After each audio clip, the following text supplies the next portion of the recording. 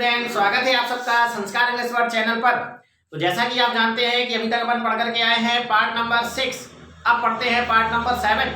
तो part number 6 में अपन ने कवर कर लिए थे क्वेश्चन नंबर 13 तक। आ जाते हैं क्वेश्चन नंबर 14 यानी कि 14वां क्वेश्चन। तो 14वां क्वेश्चन हमारा ये कह रहा है, दो ऐसे विषम पूर्णांक ज्ञात कीजिए जिनके वर्गों का योग 290 है। तो क्वेश्चन में गौर करें, यहां पर कह रहा है विषम पूर्णांक और आगे कह रहा है धनात्मक। अब बहुत सारे बच्चे गलतियां कर देते हैं कि लगातार मानते हैं तो डायरेक्टली ये मान लेते हैं कि सर विषम की बात कर रहा है, मान लो x और x+1। क्या कर लेते हैं, मान लेते हैं x और x+1। तो बेटा इस तरीके से नहीं मानना है, क्योंकि यहां पर जब भी बात आपकी विषम की आए, समझिए बात को, जब भी बात आपकी विषम की आए या फिर सम की आए, ठीक है, तो हमें विषम संख्याएं आप लोगों ने देखी हो, क्या देखी हैं, विषम संख्याएं। तो ये जो विषम है ये 1 से स्टार्ट हो गई आए, 1 हुआ, 3 हुआ, 5 हुआ, 7, 9 और डॉट डॉट डॉट करके आगे चली जाती हैं। और दूसरा है जो हमारी सम संख्याएं हैं, कौन सी संख्याएं हैं, सम। तो ये अपनी 0 से स्टार्ट हुई, 0, 2, 4, 6, 8।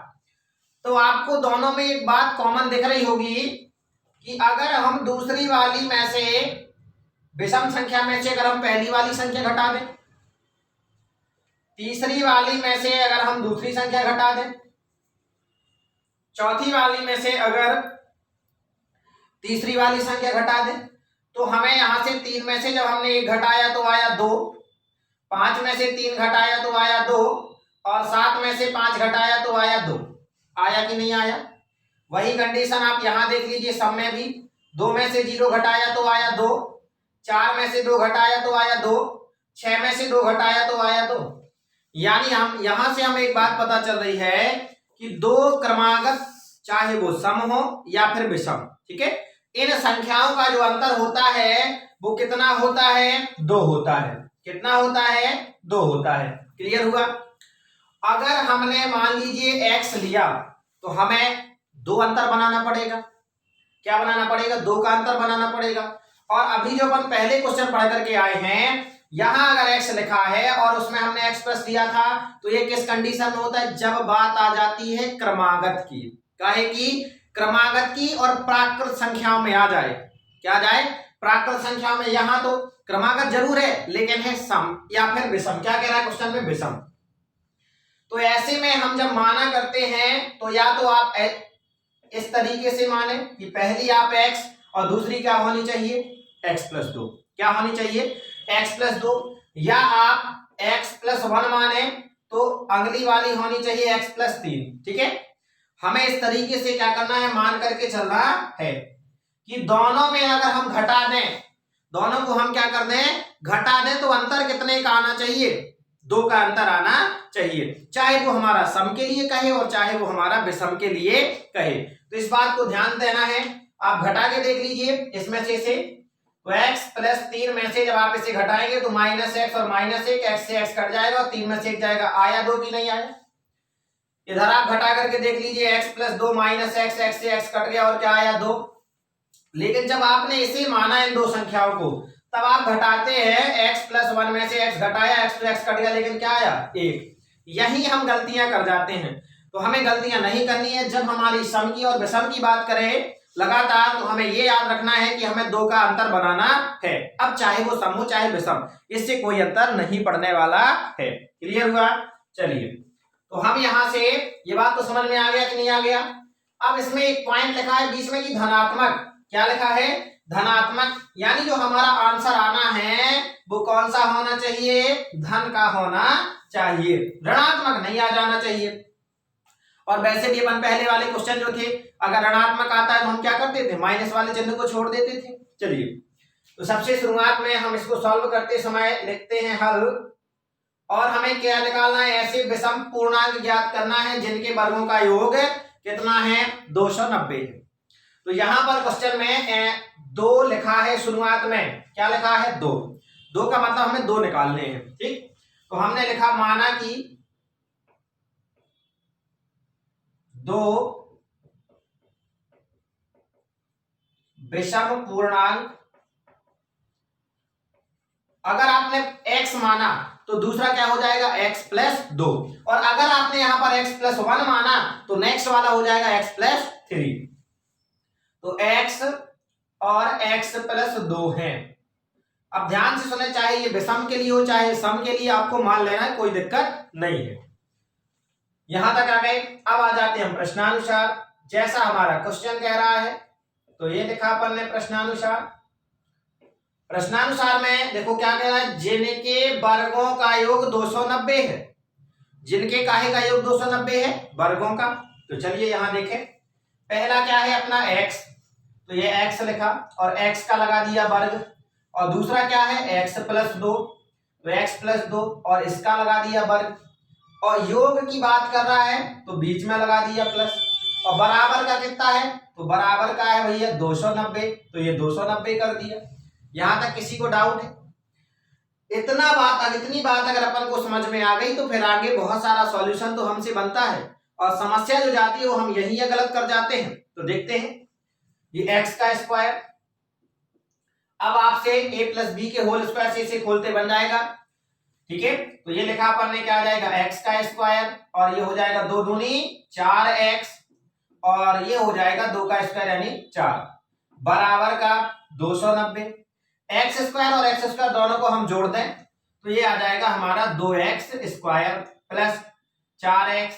अब अपने पास ये 4, ये 290 हम इस साइड ले आए तो बराबर का माइनस का, बताओ साइड का आएगा था, बराबर में प्लस का था, और बराबर की साइड आएगा तो काहे का हो जाएगा माइनस का, और अब यहाँ कुछ नहीं बचा तो क्या हो गया 0। देखते हैं अगली लाइन में क्या होता है भाई, 4x, 4 में से 290 जाने वाला नहीं, तो 290 में से 4 घटा देंगे तो आ जाएगा हमारा 286, और यहाँ बड़ी वाली संख्या के पहले जो चिन्ह है वो हम लगा देंगे यहाँ पर, और बराबर का 0। अब आप देखें यहाँ 2 है, ये 2 से कट जाना है और ये 2 से कट जाना है, तो हम चाहें तो 2 का भाग दे सकते कि नहीं दे सकते, चलिए दे दिया। तो इधर लिखा अपन ने 2 का भाग देने पर, और जैसे ही हम 2 का भाग देंगे तो यहाँ का 2 गया, यानी बचा अपने पास x स्क्वायर प्लस यहाँ पर अपने पास बचा 2x, और ये बचा 1 4 3 बराबर का 0। कितना बचा अपने पास 143, ठीक है। अब ध्यान से, इतना तो आ गया अपने पास। अब हम क्या करें, तो आप जानते हैं कि 143 और यहाँ कुछ नहीं है तो एक इनका गुणा करते हैं, तो ये 143 लिखा, और हम गुणनखंड करेंगे तो ये डायरेक्टली अब किसी से नहीं कटने वाला, 11 से कटेगा, तो 11 एकम 11, और 14 में से 11 जाएगा तो आएगा 3, और 11 3 33, तो कितना आ जाएगा 13, और ये 13 से कटेगा तो आ गया 1, ठीक है। अब देखो इधर लिखा अपन ने x स्क्वायर, और ये कर दिया x, और -143 इक्वल 0, क्योंकि अब तो अपन को पता है, बहुत सारे पार्ट पढ़ करके आए हैं, पिछले वाले पार्ट में ऐसे ही क्वेश्चन पढ़ के आए हैं। 2 चाहिए है, तो अगर हम 13 का 1 का गुणा कर दें तो 13 एकम 13, और नेक्स्ट है अपना 11, तो हमें पता है कि या तो यहाँ जोड़ते हैं या घटाते हैं, तो 13 में से अगर हम 11 घटा दें तो कितना आ जाएगा 2 आ जाएगा, तो ये हमने लिख दिया 13 माइनस 11। अब ये हुआ x का स्क्वायर, इस x का अंदर गुणा किया तो 13x माइनस 11x और माइनस 143 और बराबर का 0। फिर हम 2 के जोड़े बना लेते हैं, तो यहां से x कॉमन मिला, तो ये लिखा x प्लस 13। अब ये लाइन मिटा दी, क्योंकि आप लोग ऐसा नहीं कि लिख लो। फिर यहां से कॉमन मिलेगा हमें -11, तो ये हो जाएगा x प्लस 13 बराबर का 0। अब x प्लस 13 तो यहां से आ जाएगा कॉमन x प्लस 13, और ये हो जाएगा भैया x माइनस 11 बराबर का 0। ये हमने क्या किया, x प्लस 13 बराबर 0 या x माइनस 11 बराबर 0। अब ये 13 उस साइड जाएगा तो काहे का हो जाएगा माइनस का, या ये 11 उस साइड जाएगा तो काहे का हो जाएगा प्लस का। और हम जानते हैं कि यहाँ पे क्वेश्चन में क्या कह रहा है धनात्मक, तो x का मान हम कौन सा लेंगे, धन वाला, ठीक है। चलिए तो यहां से x का मान हमारा क्या आ जाएगा 11, तो यहां से आ गया हमारा x बराबर 11, तो x प्लस 2 बराबर क्या हो जाएगा भैया 11 प्लस 2 बराबर का कितना आ गया 13। तो यही हमारे आंसर हो जाएंगे 11 और 13। ये 2 विषम संख्याएं आई कि नहीं आई, अब आपके दिमाग का जो डाउट था वो क्लियर हो गया। हमने यहाँ पर x लिया था और x प्लस 2 लिया था। क्या लिया था? x लिया था, x प्लस 2 लिया था, है? तो आपको लग रहा था कि सर की तो क्या आ जाएंगे, अब सम संख्या आ जाएंगी, लेकिन फिर भी क्या आया? विषम आया। तो मैंने आपसे बताया था कि चाहे वो सम के लिए आ जाए और चाहे विषम के लिए आ जाए, हमें मानना इसी तरीके से है। ठीक है, चलो तो हमारा अब इनका अंतर भी देख लो भाई। 13 में से अगर आप 11 घटाओगे तो आएगा 2 की नहीं आएगा, तो यहां भी क्लियर है। लास्ट में हम लिख देंगे अतः 2 विषम धनात्मक पूर्णांक 11, 13 है। ठीक है, यही हमें क्या करना था भाई? ज्ञात करना था। तो ये अपना कंप्लीट हो गया। कौन सा क्वेश्चन? क्वेश्चन नंबर 14वां, और इस वाले पार्ट का रहा पहला क्वेश्चन। नेक्स्ट आ जाते हैं क्वेश्चन नंबर 15। अब ये है अपना क्वेश्चन नंबर 15। तो ये जो क्वेश्चन नंबर 15 है, यहां कह रहा है एपी 8 - 3 - 2 के प्रथम 22 पदों का योग ज्ञात कीजिए। तो अभी तक अपन तो पढ़ते रहे हैं जो द्विघात समीकरण वाले क्वेश्चन। अब यहां से आ गए हमारे श्रेणियों वाले क्वेश्चन।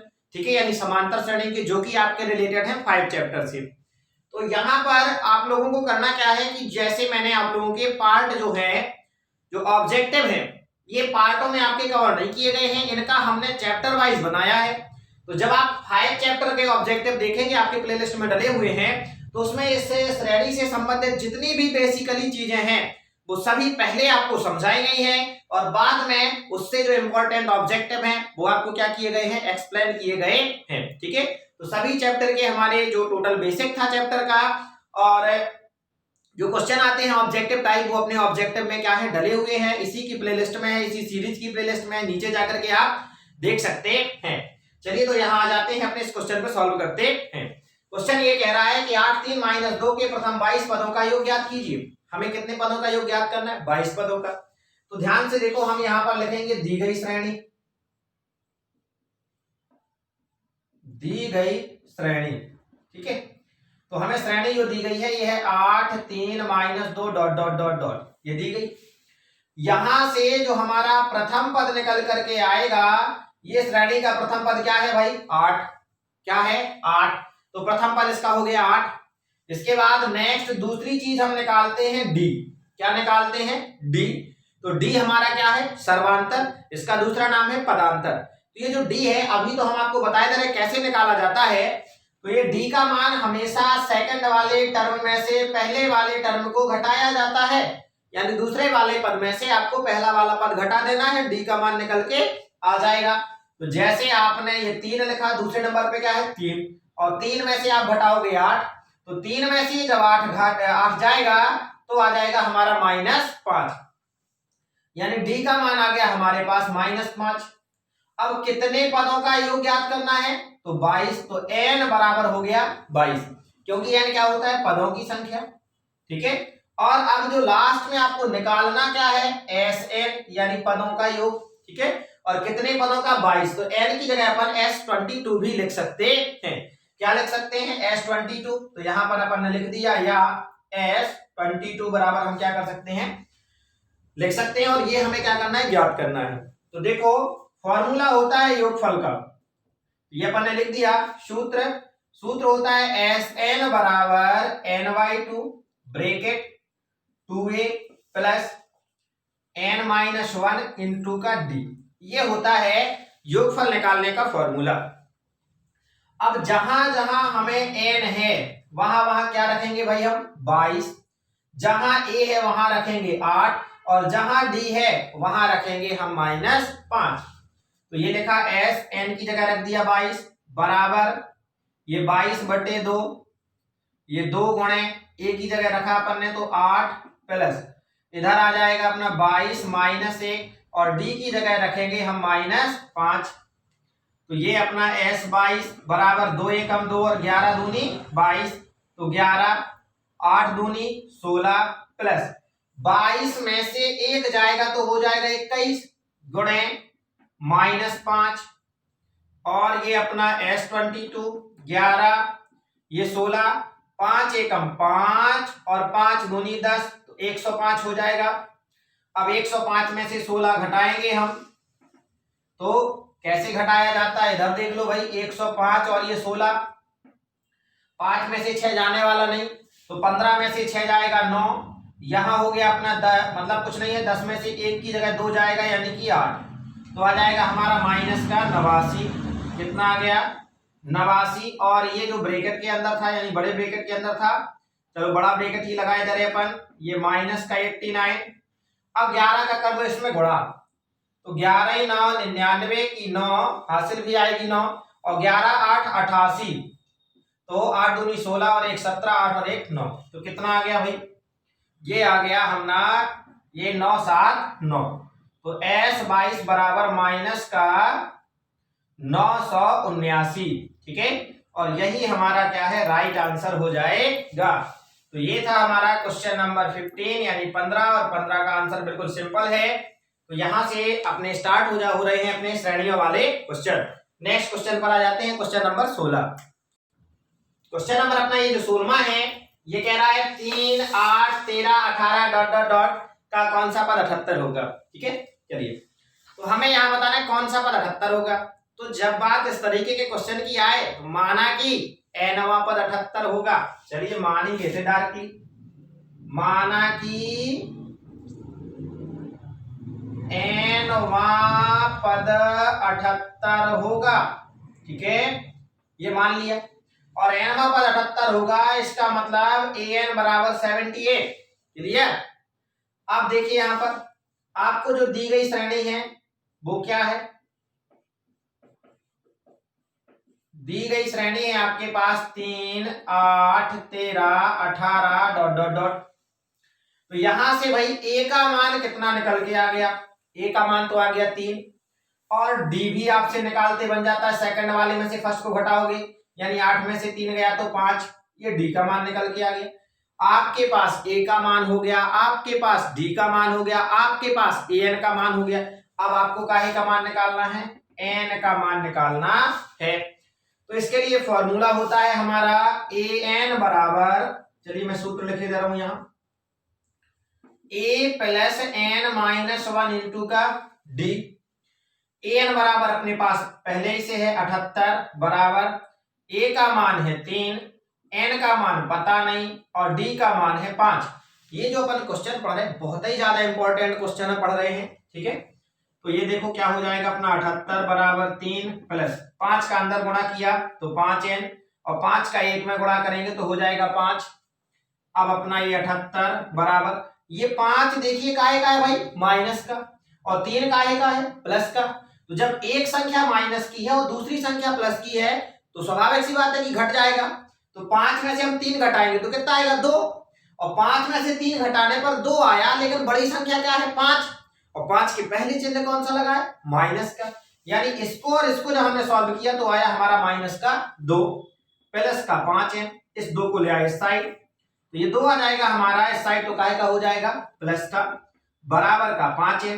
अब इन दोनों को जोड़ दिया तो कितना हो गया भाई 80, बराबर का 5 है, और 5 आ जाएगा नीचे बराबर है, तो 5 से अगर अपन काट दिया जाए तो 16 पंचे 80, तो n बराबर क्या आ गया भैया 16, और यही हमारा क्या है आंसर। और ये वाला जो क्वेश्चन है वेरी इंपॉर्टेंट की श्रेणी में आता है, ये इंपॉर्टेंट का भी इंपॉर्टेंट है, ठीक है, आप चाहो तो लिख सकते हैं। अतः 16वां पद 78 होगा, उसमें कह रहा था कौन सा पद 78 होगा, हमने निकाल के रख दिया कि 16वां पद 78 होगा। और एक चीज और बता दें, क्वेश्चन कौन सा है 16वां, इसका आंसर क्या है 16, क्लियर हो गया। और अब ये नहीं कह सकते कि पेपर में आएगा 16वें नंबर पे, ठीक है, अगर आ जाए तो कितना बढ़िया रहेगा। चलिए देखते हैं अगला क्वेश्चन अपना 17 नंबर का। क्वेश्चन नंबर जो अपना 17वां है, यहां पे देखिए किसी एपी का 17वां पद, अभी जो अपन ने क्वेश्चन नंबर 16 पढ़ा था उसका आंसर आया था क्या 17, ये सॉरी 16, और यहाँ पे क्वेश्चन नंबर कौन सा पढ़ रहा है 17वां, तो यहाँ पे क्वेश्चन में क्या कह रहा है 17वां पद, उसके 10वें पद से 7 अधिक है तो इसका सर्वांतर ज्ञात करना है। तो देखो, तो अपन जानते हैं सर्वांतर क्या होता है डी, क्या होता है डी, और प्रथम पद ए, इस तरीके से जानते हैं, तो यहां लिख लेंगे अपन, माना कि एपी का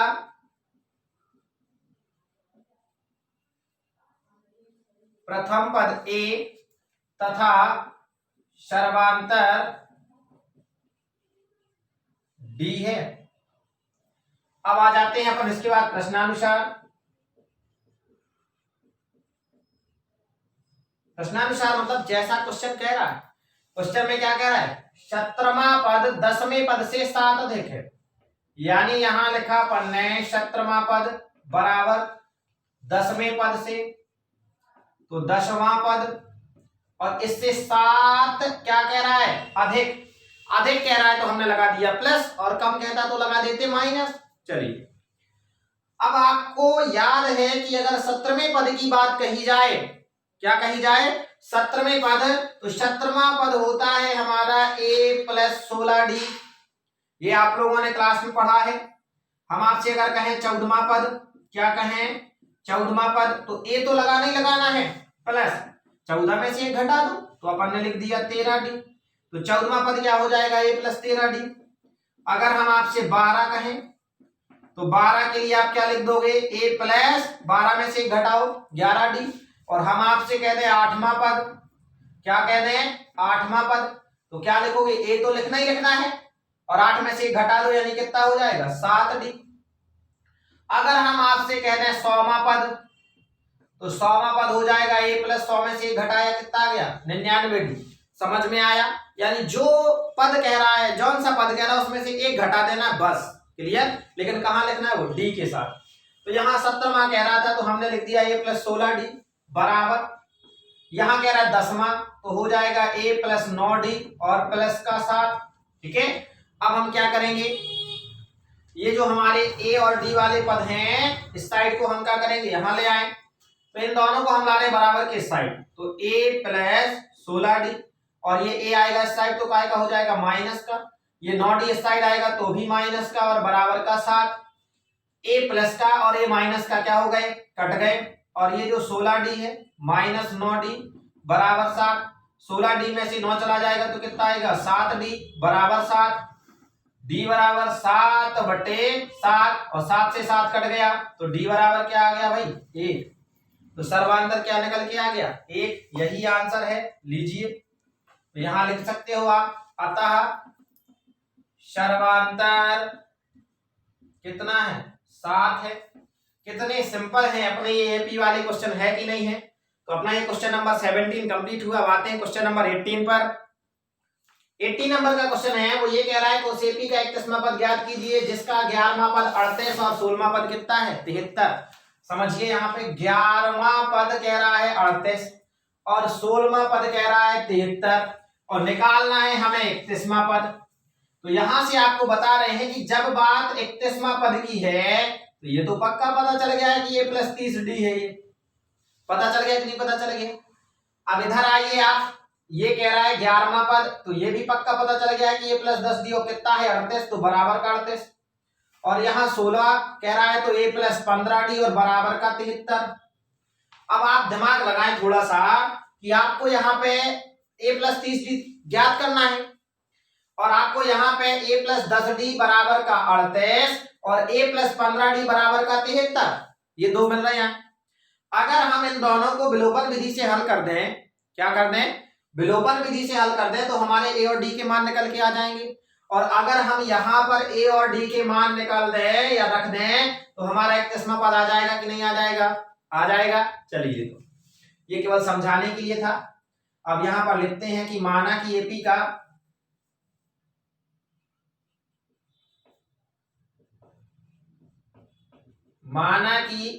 का प्रथम पद, तो एपी का प्रथम पद तो हमेशा से ये होता है, ठीक है।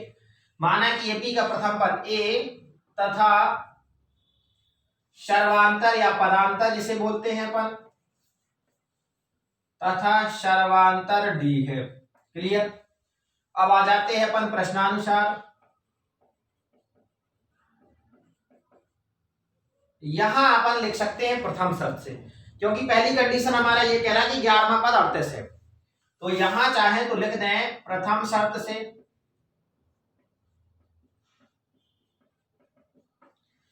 तो यहां है 11वां पद बराबर 38, क्या है 11वां पद बराबर का 38, और 11वें पद को हम लिखेंगे a प्लस 10d बराबर 38 और इसे बना दिया हमने समीकरण नंबर 1। फिर नेक्स्ट कंडीशन यानी कि जो द्वितीय शर्त है वहां कह रहा है 16वां पद 73, तो अपन ने यहां लिखा प्रश्नानुसार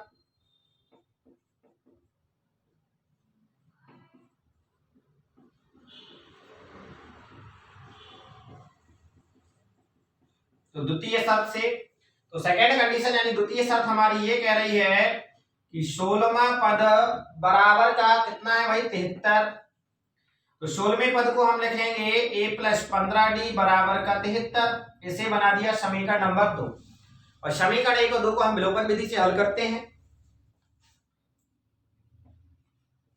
तो समीकरण 1 व 2 से, तो 1 लिखा अपन ने a प्लस 10d बराबर 38 और यहां लिखा अपन ने a प्लस 15d बराबर 73।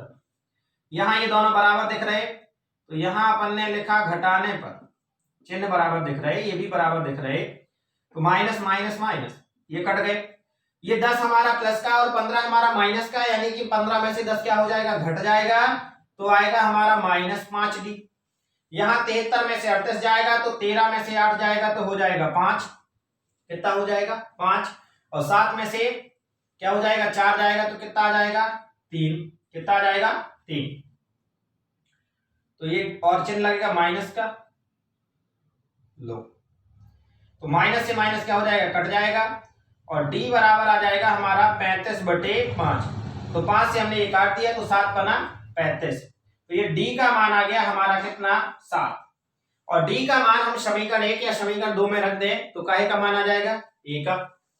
आगे आ जाते हैं, यहां लिखा अपन ने d का मान समीकरण 1 में रखने पर, तो समीकरण 1 अपन ने ये लिखा, समीकरण 1 कह रहा है a प्लस 10d बराबर का 38, तो a अपन ने ज्यों का त्यों 10 गुणे और d का मान कितना आया 7, तो 7 लिख दिया बराबर का 38, तो a और 10 का और 7 का गुणा हुआ तो हो गया 70 बराबर का 38, ये 70 चला जाएगा उधर तो काहे का हो जाएगा माइनस का। अब 10 में से 8 जाएगा तो हो जाएगा 2, और 7 में से 4 जाएगा, 7 में से क्या जाएगा भाई 4, तो कितना हो जाएगा 3, और चिन्ह लगेगा हमारा माइनस का 32, ठीक है। तो ये जब अपने a का मान निकल के आ गया और अपने पास ये d का मान निकल के आ गया, हमें a और d का मान तो निकालना नहीं था, और मान हमें निकालना था काहे का 31वां पद का, तो हमने यहां लिख दिया 31वां पद, और 31वां पद क्या हो जाएगा भाई a प्लस 30d, तो a का मान रख दो, a का मान है -32 प्लस 30 और d का मान कितना है अपने पास 7, तो ये 7 रख दिया, ये माइनस का 32 और 7 की 21 यानी 210। अब आप 210 में से 32 घटा दें तो ये लिखा 210 और 32, तो 10 में से 2 जाएगा 8 और 21 में से 4 जाएगा तो 17, यानी कि ये आ गया भाई 178, नहीं प्लस का 78, क्यों, क्योंकि बड़ी संख्या हमारी का है कि प्लस की। तो जो हमारा 31वां पद था क्या था 31वां पद, ये निकल के आ गया हमारा 178, तो अपन यहां लिख देंगे, अतः श्रेणी का 31वां पद कितना है 178 है।